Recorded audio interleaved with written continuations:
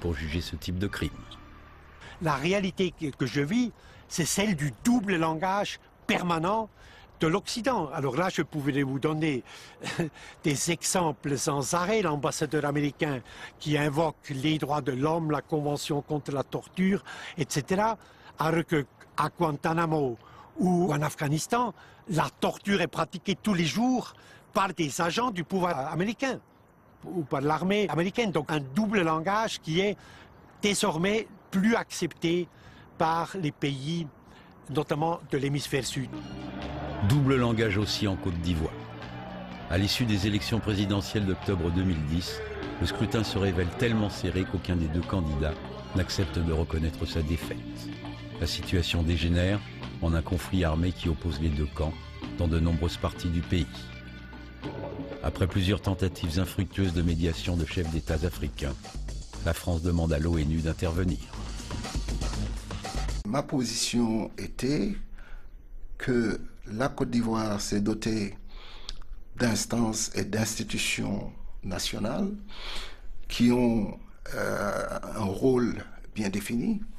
Ces institutions ont leurs faiblesses, ont leurs défauts, qui sont des faiblesses et des défauts liés au niveau de développement du pays, mais qu'il fallait laisser le soin aux Ivoiriens de travailler petit à petit à renforcer ces institutions pour qu'elles deviennent des institutions véritablement démocratiques.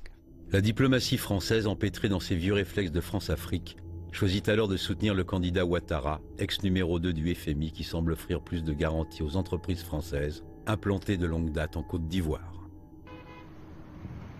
Pour moi, à partir du moment où le Conseil constitutionnel a déclaré le vainqueur, il n'appartenait pas à la communauté internationale de s'ingérer dans les affaires internes du pays pour dire non, ce n'est pas celui-là le vainqueur, c'est l'autre le vainqueur. Ça ne peut que fragiliser les institutions africaines qui sont en cours de construction. Il faut les laisser faire leurs propres erreurs et il faut laisser aux populations africaines le soin de conquérir leur propre liberté et de construire leurs propres institutions. Amnesty International, présente sur le terrain depuis une vingtaine d'années, enquête sur les violations des droits humains commises par les deux camps, mais aussi sur l'attitude troublante des forces de l'ONU.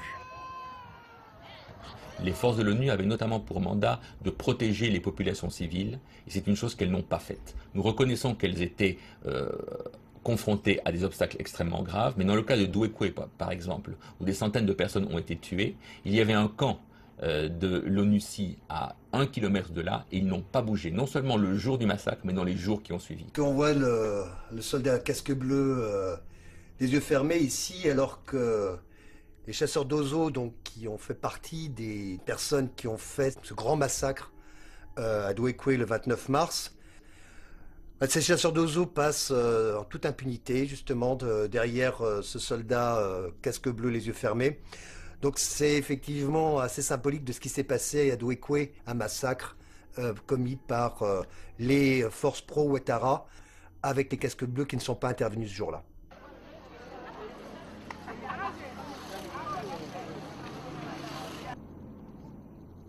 Peu d'interventions se sont faites lors de grandes violences. Pendant ce massacre de Douékoué, on sait qu'en Côte d'Ivoire, s'il y a un endroit qui a été particulièrement violent, c'est l'Ouest. Tous les enjeux fonciers, des combats entre dits allogènes et dits autochtones. Donc on savait qu'il y allait se passer des choses terribles dans cette région. Il y avait 200 soldats casques bleus pour protéger toute une population.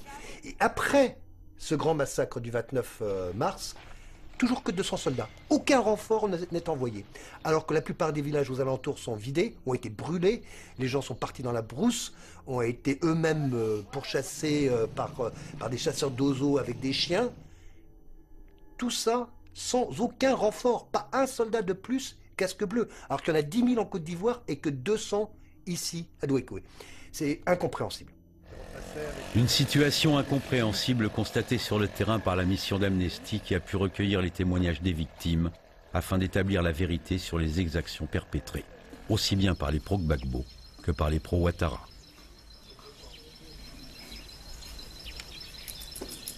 Nous avons eu la possibilité d'aller dans des villages et où des personnes nous ont communiqué des informations quant aux exécutions extrajudiciaires perpétrées par les FRCI et des abus commis notamment par les deux autres. Nous avons également rencontré quelques femmes qui ont été victimes de violences sexuelles, dont le viol.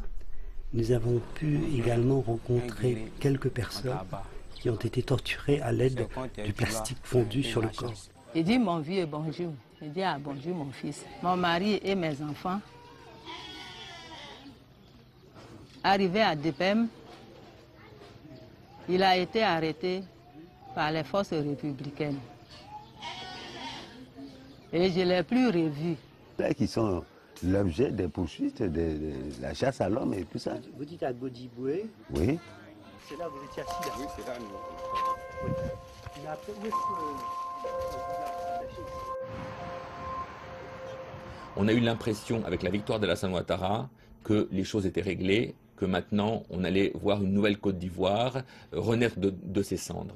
Notre rapport montre que malheureusement, ce qui s'est passé durant ces 6 mois a laissé des traces et que s'il n'y a pas justice et vérité immédiatement, les victimes d'hier peuvent se révolter à nouveau. Et cette Côte d'Ivoire ne peut être rebâtie qu'avec une justice. Et si la justice est une justice de vainqueurs, où seulement les gros Gbagbo sont jugés, alors que les troupes luttant pour Alassane Ouattara sont blanchies de tout reproche, eh bien on va vers de très graves crises à l'avenir.